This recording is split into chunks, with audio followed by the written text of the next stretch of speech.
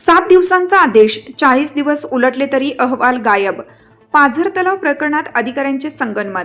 मौजे, शिऊर तालुका, निलंगा जिल्हा, लातूर येथील गायरान जमिनीवरील पाझर तलाव बुजवून हजारो ब्रास, खडक व मुरुम टाकून शासकीय जमिनीवर अतिक्रमण केल्याच्या गंभीर प्रकरणात संबंधित अधिकाऱ्यांनी 7 दिवसात अहवाल सादर करण्याचे स्पष्ट आदेश असतानाही तब्बल 40 दिवस उलटूनही अहवाल दाखल न केल्याने संशयाचे वातावरण निर्माण झाले आहे.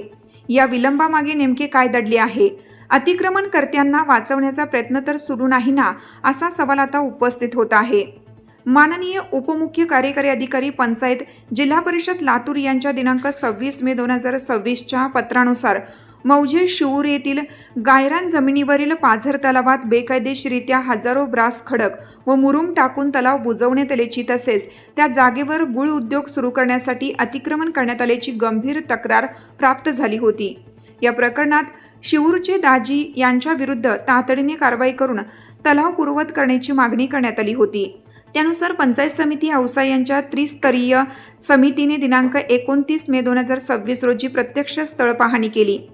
ग्रामपंचायत पदाधिकारी, अधिकारी, कर्मचारी, ग्रामस्थ तसेच तक्रारदार, अन्याय, अत्याचार, भ्रष्टाचार विरोधी समितीचे संस्थापक अध्यक्ष सौदागर मोहम्मद रफी यांच्या उपस्थितीत पाहणी करून गायरान जमिनीची नोंद, तलावाची मालकी, मुरुम भरणा कोणी केला, अतिक्रमण झाले आहे का याबाबत संबंधित विभागाकडून सक्षम कागदपत्रांसह 7 दिवसात अहवाल सादर करण्याचे आदेश देण्यात आले होते.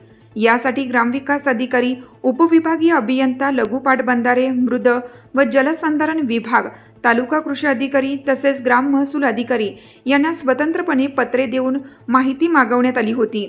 मात्र आदेशानंतर 40 दिवसांचा कालावधी उलटूनही कोणताही अंतिम अहवाल सादर करण्यात आलेला नाही.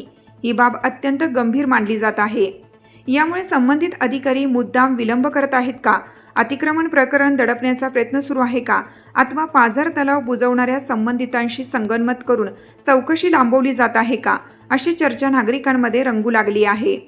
दरम्यान वेळेत अहवाल न सादर करणाऱ्या संबंधित अधिकारी व कर्मचाऱ्यांवर तात्काळ शिस्तभंगाची कारवाई करावी या मागणीसाठी अन्याय, अत्याचार, भ्रष्टाचार विरोधी समितीच्या वतीनं दिनांक 10 ऑगस्ट 2026 रोजी विभागीय आयुक्त कार्यालय, छत्रपती संभाजीनगर येथे बेमुदत आमरण उपोषण करण्यात येणार असल्याची माहिती समितीचे संस्थापक अध्यक्ष सौदागर मोहम्मद रफी यांनी निवेदनाद्वारे दिली आहे.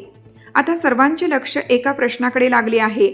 7 दिवसात येणे अपेक्षित असलेला अहवाल तब्बल 40 दिवस उलटूनही का आला नाही? या विलंबामागील सत्य प्रशासन उघड करणार की दोषींना अभय देणार?